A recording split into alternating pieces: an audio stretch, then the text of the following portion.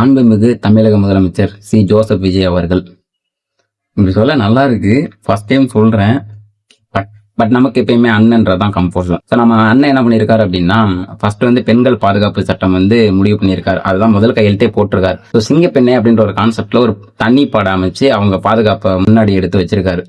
முதல் கையெழுத்தே அது போட்டது ரொம்ப சந்தோஷமான விஷயம். ரெண்டாவது விஷயம் என்ன அப்படின்னா, அந்த ஒயின் ஷாப்லாம் க்ளோஸ் பண்றது. ஒரு 717 கடைக்கிட்ட மூட போறாங்களா. அந்த ஸ்கூலு, கோயில் பக்கத்துல எல்லாம் இருக்குல்ல, அந்த இதெல்லாம் பிரச்சாரத்துல மதுவிலக்கை பத்தி ஒரு வார்த்தை பேசல. அதனால குறைச்சிருவேன் அப்படின்ற மாதிரி எதுவுமே சொல்லல. ஆனா வந்த உடனே அதுக்கான முதல் ஸ்டெப் எடுத்து வச்சிருக்காரு. ஸோ இதுவும் பாராட்டுறதுக்கான விஷயம் தான். அடுத்து கரண்ட் பில்லுக்கு வருவோம். 100 யூனிட் ஃப்ரீன்னு இருந்துச்சு. அதை 200 யூனிட்டா தரணும் விஜய் என்ன பிரச்சாரத்தில் சொல்லியிருந்தாரு. பட் இங்கே வந்ததுக்கு அப்புறம் 500 யூனிட் யூஸ் பண்றவங்களுக்கு மட்டும்தான் அப்படின்ற மாதிரி சொல்லியிருந்தாங்க. ஸோ அதுக்கான விளக்கத்தை என்னங்கிறத நான் தெளிவாக சொல்றேன்.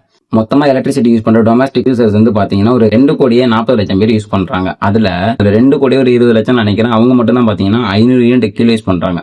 ஒரு 20-25 லட்சம் மட்டும் தான் 500 யூனிட்டுக்கு மேலே யூஸ் பண்றாங்க. இப்போ எப்பவுமே நமக்கு 100 யூனிட் ஃப்ரீயா இருந்ததுல அது அந்த 20 லட்சத்துக்கு மேல இருக்காங்க தெரியுமா, 500 யூனிட்டுக்கு மேலே யூஸ் பண்றாங்க. அவங்களுக்கு அந்த 100 யூனிட் எப்பவுமே ஃப்ரீயா வந்துடும். இந்த பேலன்ஸ் 500 யூனிட் கீழே இருக்காங்க அவங்களுக்கு எல்லாம் 200 யூனிட் கண்டிப்பா ஃப்ரீயா வந்துடும். ஸோ இதைத்தான் அவங்க தெளிவா சொல்றாங்க. இதுக்கு முன்னாடி இந்த அரசு கேள்வி கேட்க மட்டும் தான் தெரியும், வாங்கி வச்சிருக்க கடனுக்கு பதில் சொல்ல தெரியாது. அவ்வளவு கடனை வாங்கி வச்சிருக்கலாம், அந்த கடனை யார் அடைப்பா? ஸோ நம்ம ஒரு சில விஷயத்துல காம்ப்ரமைஸ் ஆனாதான் பண்ண முடியும். அது மட்டும் இல்ல, இந்த பரதேசி பயிலுக்கு வாங்கி வச்ச கடனுக்கு மாசத்துக்கு 200 கோடி குறையாம வட்டி மட்டுமே கட்டணும். இவ்வளவு பிரச்சனை இருக்கு. ஸோ இதெல்லாம் ஒரு தமிழ்நாடு முதலமைச்சர் உட்கார்ந்தோன்னே ஒரு தலையில ஏறி உட்காரக்கூடாது. அதையும் கொஞ்சம் யோசிக்கணும். அப்புறம் இந்த திமுக எப்பயுமே அவங்க பிரிவுல இருக்கும்போது எதுவுமே செய்ய மாட்டாங்க. ஆனா அவங்க எதிர்கட்சியா உட்கார்ந்தாங்கன்னா அதை செய்யல இதை செய்யலன்னு 1008 நோட்டம் சொல்லுவாங்க.